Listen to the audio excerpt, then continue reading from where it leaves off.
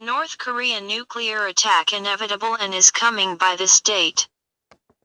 North Korea is on an inevitable path to having nuclear-armed missile capable of striking the U.S. It has been revealed. A U.S. defense official made the bombshell remarks at a Senate hearing today. And a missile expert claims a nuclear-armed missile could be ready to hit the U.S. in just 3 years.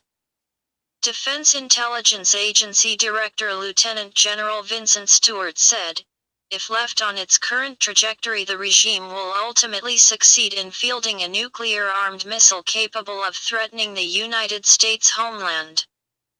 While nearly impossible to predict when this capability will be operational, the North Korean regime is committed and is on a pathway where this capability is inevitable.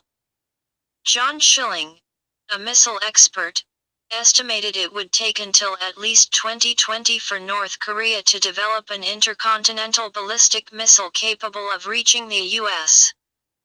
This comes as today the South Korean military fired shots at an unidentified object flying across the border from the north. It was thought to be a missile or drone. Over the weekend, North Korea's leader Kim Jong-un was seen clapping at the test of the country's Pukguksong-2 missile, which flew about 310 miles before landing in the water. The UN Security Council, which includes Britain, met today to discuss what to do about the terrifying test. Washington has been trying to persuade China to agree to new sanctions on North Korea. It has conducted dozens of missile firings and tested 2 nuclear bombs since the start of last year. U.S. President Donald Trump has warned that a major conflict with North Korea is on its way. Trump's defense secretary, Jim Mattis, said last week any military solution to the North Korea crisis would be tragic on an unbelievable scale. Shock pics revealed the missiles being tested by North Korea this week. Rodong Sinmun, the official daily of North Korea's ruling Workers' Party, said the tests were a success. It added, the test fire of the ground-to-ground medium to long-range strategic ballistic missile Pukguksong-2 was conducted successfully once again. Our dear leader Kim Jong-un has said he is really happy to see real-time Earth photos that were sequentially taken by the camera on the ballistic missile from the atmosphere. Will do it. Leaked call reveals Trump poised to attack North Korea unless China acts. Donald Trump could be close to triggering World War III by firing on North Korea, a leaked document has revealed. The U.S. stands on the verge of all-out war with the Hermit Kingdom over their nuclear ambitions. Ruthless dictator Kim Jong-un has fired a number of missiles this year as he moves towards creating a long-range nuclear missile. This has put the world on edge, and left the Donald contemplating launching a preemptive strike on the Hermit Kingdom. A leaked transcript from a conversation the billionaire businessman had with another world leader has revealed his shocking plans. Trump held talks with the Philippine President Rodrigo Duterte, whose policy on drug trafficking has caused world outrage, to discuss dealing with North Korea. After President Duterte expressed worry over the North, Trump said, he has got the powder but he doesn't have the delivery system. All his rockets are crashing. That's the good news. We have a lot of firepower over there.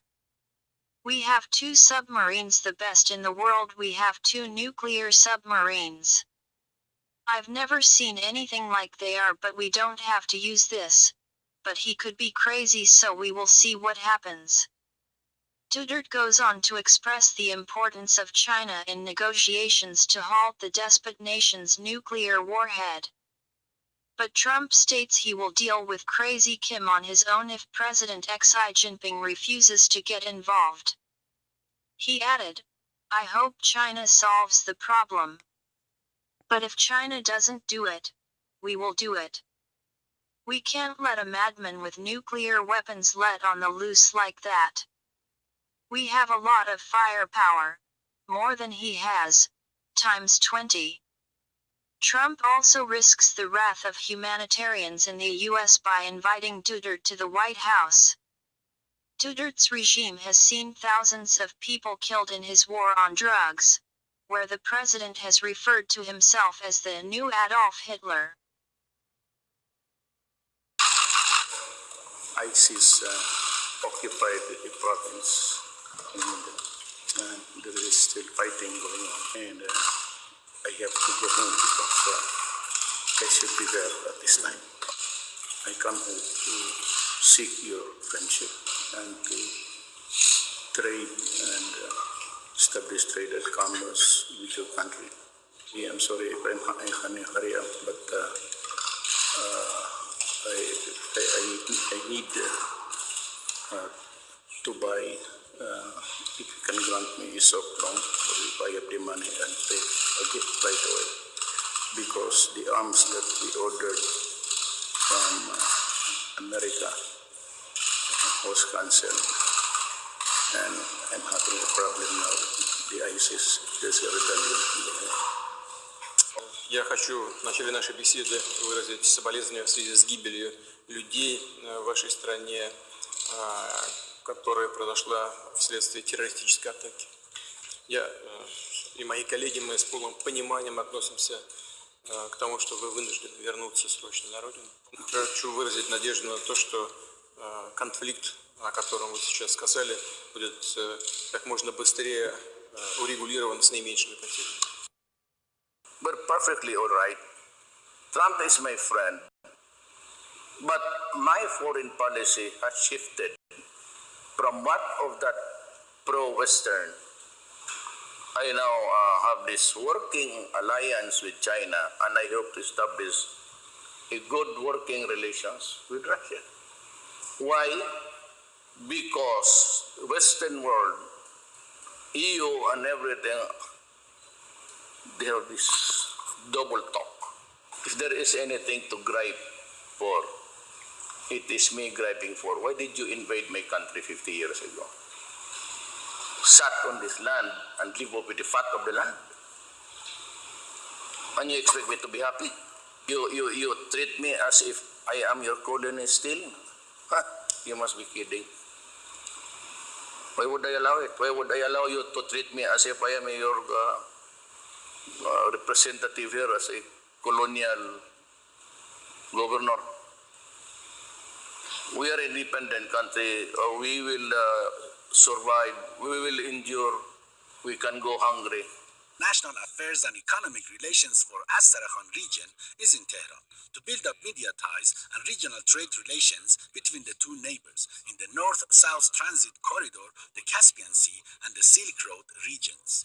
The Russian minister says the Silk Road would be a boon for developing nations that have been largely neglected by the West. He says while some countries like the United States are moving backwards by erecting walls, countries such as Iran, Russia, and China are trying to build bridges.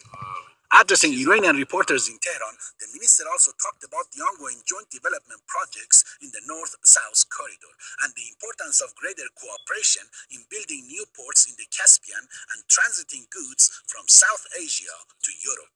Iran and Russia are the main routes for goods transit from South Asia to Europe. It's important for the two neighbors to develop the North-South Corridor, build new ports, put into service joint ventures, and keep them open for regional international business. On US-led sanctions against Russia, the minister had this to say. US-led sanctions have been a blessing in disguise. The trade embargo has forced us to produce and consume our own goods. It's a huge incentive to our domestic producers. We no longer import Western products. We don't feel like there are any shortages in the market. It's a sentiment also shared by Russian diplomats and Iranian experts. من فکر می‌کنم که این تحریم‌های US-led sanctions against Iran and Russia offer a great opportunity to expand bilateral trade relations. They can and they should increase the volume of bilateral trade through the North-South corridor and the Caspian Sea. ایران و روسیه Trade relations and regional cooperation between Iran and Russia have continued apace before and after the Western sanctions. We can increase the volume of bilateral trade and goods transit through visa waiver programs, port constructions, and offering incentives to traders. According to the Russian regional government, the value of goods shipped from the Astrakhan region to Iran stands at around $500 million per year.